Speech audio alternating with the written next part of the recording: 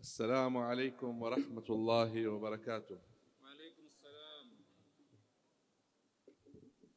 قال الله تعالى: إنا أنزلناه في ليلة القدر وما أدراك ما ليلة القدر ليلة القدر خير من 1000 شهر تنزل الملائكة والروح فيها بإذن ربهم من كل أمر سلام هي حتى مطلع الفجر. إخواني وأحبابي وأبنائي، السلام عليكم ورحمة الله وبركاته. وعليكم السلام ورحمة الله وبركاته. اللهم صل على سيدنا محمد وعلى آله وأصحابه أجمعين. يسعدني في هذا اليوم المبارك الذي يناسب ليلة 27 من شهر رمضان الأبرك، شهر المغفرة وشهر الصبر وشهر الجزاء العظيم من الله تعالى، شهر القرآن الكريم. খুবই আনন্দিত যে আল্লাহ তাবারক ওয়া তাআলা আমাদেরকে এই রাত্রে, যেটা রমজান মাসের 27 রাত, যে রাতে আল্লাহ তাবারক ওয়া তাআলার দরবারে ক্ষমা চাইলে ক্ষমা করেন, আর আল্লাহ তাবারক ওয়া তাআলার কাছে ধৈর্য ধরে আমরা রোজা রাখি। তাই আল্লাহ তাবারক ওয়া তাআলার কাছে অনেক অনেক অনেক অনেক প্রশংসা। هذا الشهر المبارك الذي نقوم به فيه بثالث ركن من أركان الإسلام أو برابع ركن من أركان الإسلام، وهو الصيام.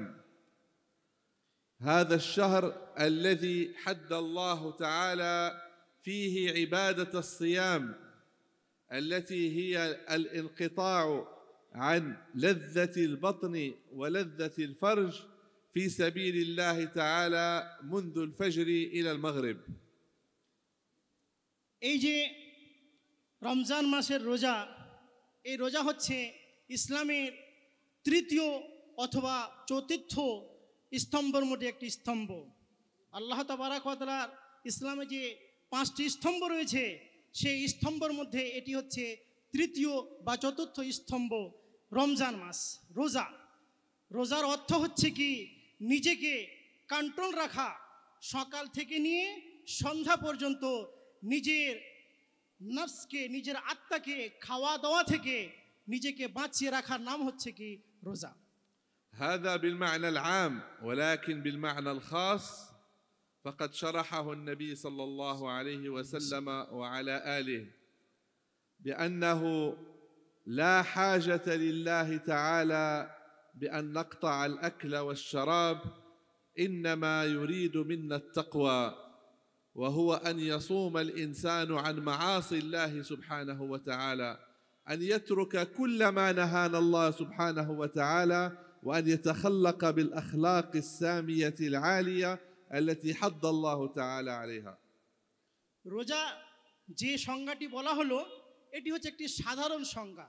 তার বিশেষ সংজ্ঞা হচ্ছে যে আল্লাহ তাবারক ওয়া তাআলা আমাদেরকে যে সমস্ত জিনিস থেকে বাধা থাকতে বলেছেন, আমাদেরকে যে সমস্ত জিনিস থেকে বিরত থাকতে বলেছেন, সে সমস্ত জিনিস থেকে বিরত থাকা, আমাদের নিজের মধ্যে পরিবর্তন নিয়ে আসা, নিজের মধ্যে ভালো আখলাক চরিত্র সৃষ্টি করাটাই হচ্ছে রোজার মেন সংজ্ঞা।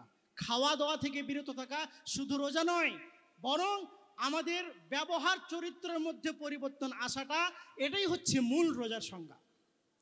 ولذلك فإن من تحقق بالصيام الظاهري والصيام الباطني فإنه يحق فيه قول الله سبحانه وتعالى كما في الحديث القدسي: كل عمل ابن آدم له إلا الصيام فإنه لي وأنا أجزي به، بمعنى أن له جزاء مضاعف لا يعرف قيمته إلا الله سبحانه وتعالى.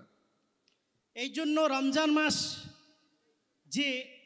যে মাসে আল্লাহ তাবারক ওয়া তাআলার দরবারে আমরা রোজা রাখি, রোজা রাখার যে ফজিলত, সেই ফজিলতের যে সওয়াব, আল্লাহ তাবারক ওয়া তাআলা বলেছেন যে রমজান মাস হচ্ছে আমার মাস, আর যে ব্যক্তি রোজা রাখবে তার সওয়াবটা আমি নিজেই দিব। এর সওয়াব, এর হাদ, এর যে সীমা কেউ জানছে না। আমি এর পরিবর্তে যে কতটা তাকে সওয়াব দিব, নেকি দিব, এর হাদটা কেউ জানে না, এর সীমাটা কেউ জানে না। ونحن في شهر رمضان شهر الكرم، أوله رحمة وأوسطه مغفرة وآخره عتق من النار. وفي ليلة 27 منه أو في ليلة القدر يعتق الله تعالى في هذا الشهر عدد من أعتقهم من أوله إلى آخره. এই রমজান মাস, যেই মাসটি হচ্ছে কি রহমতের মাস এবং আল্লাহ তাবারাক ওয়া তাআলার কাছে ক্ষমা চাওয়ার মাস, যে মাসটি হচ্ছে কি আল্লাহ তাবারাক ওয়া তাআলার দরবারে যে জাহান্নামী হয়ে গেছে জাহান্নাম থেকে মুক্তি চাওয়ার রাত, এই মাসটি হচ্ছে কি আল্লাহ তাবারাক ওয়া তাআলার দরবারে তওবা তাহলিল করার রাত। وفيه ليلة هي ليلة القدر التي نزل فيها القرآن على الحبيب المصطفى صلى الله عليه وسلم في غار حراء. العبادة فيها والعمل خير من العبادة والعمل في 1000 شهر، يعني في أكثر من 83 عاما. এই রমজান মাসের এই যে 27 রজনী, এই রজনীর এমন ফজিলত, যে ফজিলত সম্পর্কে বলা হয়েছে বিভিন্ন মাসের 1000 রাতের থেকে বেশি উত্তম রাত, যার অবতীর্ণ গারে হীরা নবী সাল্লাল্লাহু আলাইহি ওয়াসাল্লামের প্রতি কোরআন অবতীর্ণ হয়েছিলেন। সেই গারে হীরাতে আল্লাহ তাবারাক ওয়া তাআলা এই পবিত্র কোরআন নাযিল করে এই পবিত্র রাতের সম্পর্কে আল্লাহ তাবারাক ওয়া তাআলা আমাদেরকে বলে দিয়েছেন। وإن من أفضل الأعمال بعد فعل الواجبات والأوامر هو الدعوة إلى الله سبحانه وتعالى. الدعوة إلى الله، تعليم الناس الإسلام، العقائد والشرائع، تعليم الناس الحلال والحرام، تعليم الناس القرآن. وقد قال النبي صلى الله عليه وسلم: خيركم من تعلم القرآن وعلمه.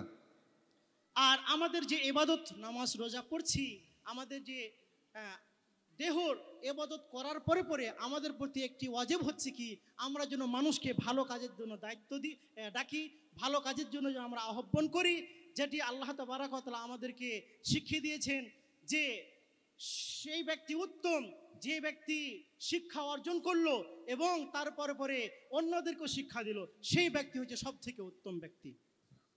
فأكثروا من قراءة القرآن في هذه الأيام المباركات، ومن لا يحسن قراءة القرآن فليستمع للقرآن، يشعل تسجيلات ويستمع للقرآن، لأن من أفضل العبادات في هذا الشهر قراءة القرآن وسماع القرآن وحفظ القرآن. আর এই মাসে যেন আমরা বেশি বেশি করে কোরআন শরীফের তেলাওয়াত করি। আর যারা কোরআন শরীফ তেলাওয়াত করতে জানি না, তারা যারা তেলাওয়াত করছেন তাদের কাছে বসবেন, বসে তাদের তেলাওয়াত শুনবেন, কারণ এই মাসে যে তেলাওয়াতের যে ফজিলত, অগণিত ফজিলত রয়েছে। যাই আমরা যারা তেলাওয়াত করতে জানি না, আমরা যারা তেলাওয়াত করে তাদের কাছে বসে আমরা যেন ভালোভাবে তেলাওয়াতটা শুনে নিয়াত করি, কারণ এই মাসের তেলাওয়াতের অনেকগুলো ফজিলত রয়েছে বিভিন্ন মাস থেকে। وأكثروا من الكرم، تضامنوا مع بعضكم، ساعدوا بعضكم، بشوا واضحكوا في وجه بعضكم، تقاسموا رزقكم فيما بينكم حتى يبارك الله سبحانه وتعالى فيكم وتكونوا إخوانا على سرر متقابلين كما هي صفة أهل الجنة عباد الله الطاهرين.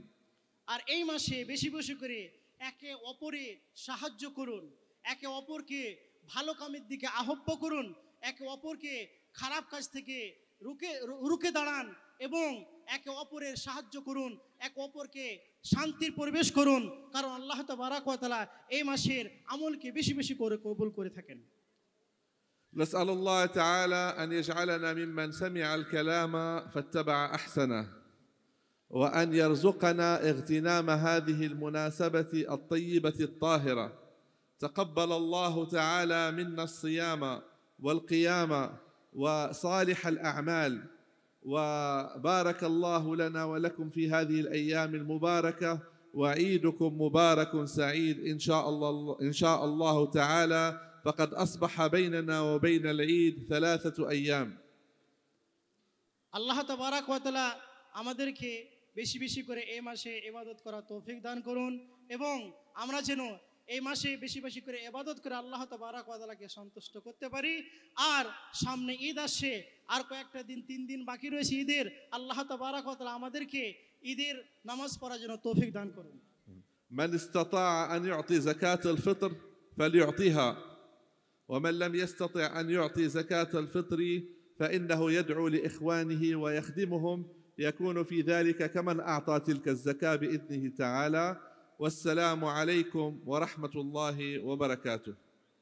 আর এই মাসে যাদের প্রতি যাকাত ফরজ হয়েছে তারা যাকাত দিবেন, এবং যাদের প্রতি যাকাত ফরজ হয়নি তারা কি করবেন, তাদের আশেপাশে যারা ভাই রয়েছে তাদেরকে ডাকবেন এবং তাদের সাহায্য করবেন। এটাই তাদের জন্য যাকাত হবে, এটাই আল্লাহ তাআলা তাদের থেকে কবুল করবেন। আসসালামু আলাইকুম ওয়া রাহমাতুল্লাহ।